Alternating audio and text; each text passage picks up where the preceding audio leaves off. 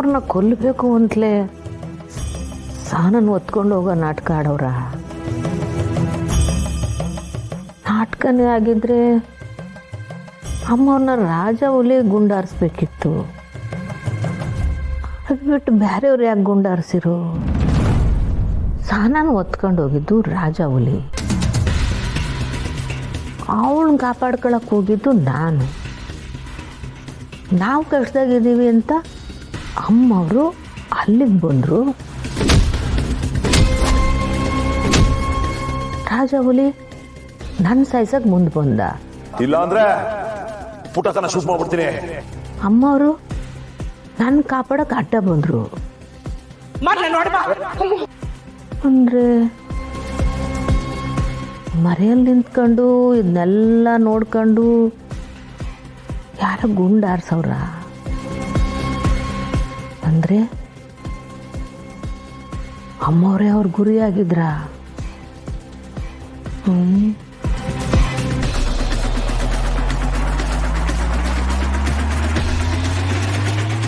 ಒಬ್ಬರೇ ಕುತ್ಕೊಂಡು ಏನ್ ಯೋಚನೆ ಮಾಡ್ತಿದ್ದೀರಾ ಅವ್ವ? ಅತ್ತೆ ಸಾವಿನ ಬಗ್ಗೆನಾ? ಇಲ್ಲ,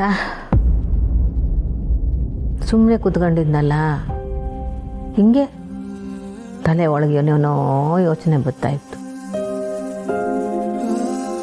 ಇತ್ತೀಚೆಗೆ ನನಗೂ ಏನೇನೋ ಯೋಚನೆ ಪುಟ್ಟವ್ವ. ಇದೆಲ್ಲ ಯಾಕಾಯ್ತು, ಹೇಗಾಯ್ತು, ಅತ್ತೆನ್ ಯಾರು ಕೊಂದ್ರು, ಯಾಕೆ ಕೊಂದ್ರು ಅಂತ ಒಂದಕ್ಕೂ ಉತ್ತರ ಸಿಗದೆ ಒಳಗಡೆನೆ ಒದ್ದಾಡ್ತಿದ್ದೀನಿ. ನೋಡ್ ಸ್ನೇಹ, ನೀನೀಗ ಬಸ್ರಿ, ಏನೇನೋ ಯೋಚನೆ ಮಾಡಬಾರ್ದು. ಹೊಟ್ಟೆಗಿರೋ ಮಗ ಆರೋಗ್ಯವಾಗಿರಬೇಕು ಅಂದರೆ ಬಸ್ರಿ ಆದವಳು ಲವಲವಿಕೆಯಿಂದ ನೆಮ್ಮದಿಯಾಗಿರಬೇಕು. ಅತ್ತೆ ಹೋದ್ರು ಮತ್ತೆ ಅವರು ವಾಪಸ್ ಬರ್ತಾ ಇದಾರೆ ಅನ್ನೋ ಖುಷಿ ಒಂದ್ ಕಡೆ ಆದ್ರೆ ನನ್ನ ಗಂಡನ್ನ ಉಳಿಸ್ಕೋತೀನೋ ಇಲ್ವೋ ಅನ್ನೋ ಚಿಂತೆ ಒಂದ್ ಕಡೆ ಪುಟ್ಟವ. ಇದಕ್ಕೆ ನಾನು ಖುಷಿ ಪಡ್ಲು ದುಃಖ ಪಡ್ಲು ಒಂದು ನನಗೆ ಗೊತ್ತಾಗ್ತಿಲ್ಲ. ಕಂಟಿ ಎಲ್ಗೂ ಹೋಗೋಕ್ಕಿಲ್ಲ ಅಂತ ಏಳಾಯ್ತಲ್ಲ, ಇನ್ನು ಯಾಕೆ ಚಿಂತೆ? ಹೆರಿಗೆ ಆಗ ಗಂಟ ನೀನು ಹೊಟ್ಟೆಗಿರೋ ಮಗಿನ ಕಡೆನೇ ಗಮನ ಕೊಡಬೇಕು. ಊಟ ಮಾಡ್ದ? ನೀವು ಮಾಡಿದ್ರಾ?